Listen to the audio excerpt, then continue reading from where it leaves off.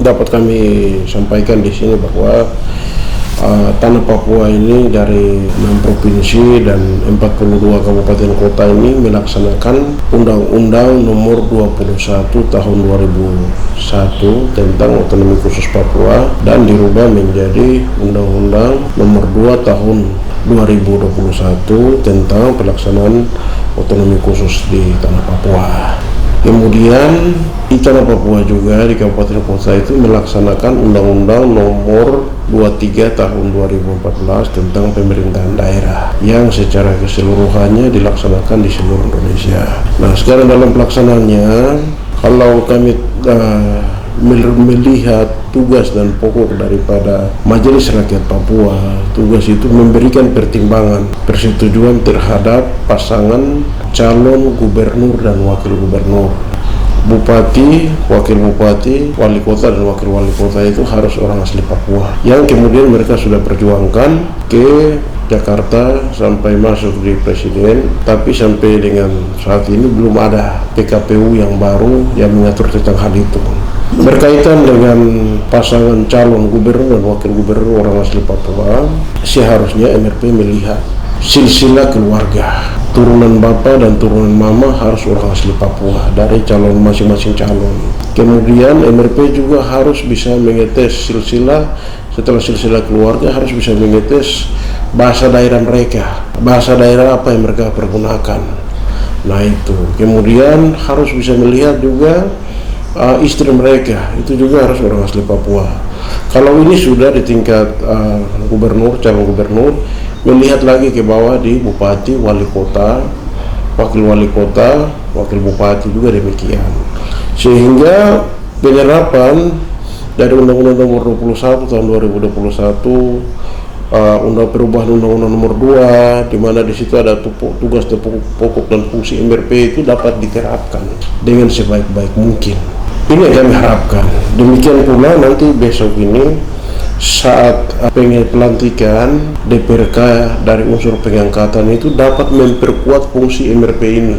Nah itu karena mereka diangkat dari hasil pengangkatan. Jadi DPR itu dari hasil pemilu yang sudah kami lewati dengan hasil pengangkatan. Untuk Kota Jayapura dari hasil pemilu sudah dilaksanakan pada 14 Februari lalu pemilu serentak, dan untuk pengangkatan ini kami sudah pada tahap pendaftaran calon anggota DPRK dari masing-masing pengangkatan, dan ini kami sudah bagi di 4 daerah pengangkatan yang ada di Kota Jayapura, dan itu sedang kami rekrut sekarang ini, sudah di tahapan itu. Nanti tanggal 19 besok tutup pendaftarannya. Kalau itu memang semua sudah selesai, kami akan pemeriksaan berkas-berkas. Setelah kami selesai verifikasi berkas-berkas, kami akan penetapan hasil. Setelah itu baru nanti masuk dalam tahapan tes tertulis dan juga tes wawancara.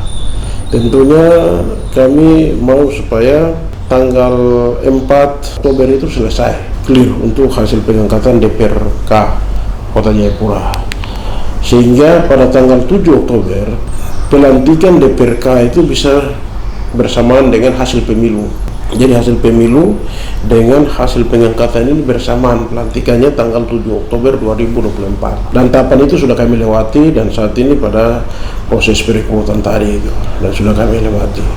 Nah demikian kami harapkan sehingga pelaksanaan otonomi khusus ini benar-benar bisa membackup fungsi-fungsi dari pasal-pasal yang berkaitan dengan keaslian orang asli Papua. Kalau saja kami lihat di negeri Papua besar ini, di daerah-daerah pesisir, terutama kalau kami lihat di Kota Jayapura, Provinsi Papua, Kota Jayapura ini, orang asli Papua yang masuk di legislatif itu hanya cuma 2 orang. Nah sekarang yang satu mau maju calon wali kota, tinggal 1 orang.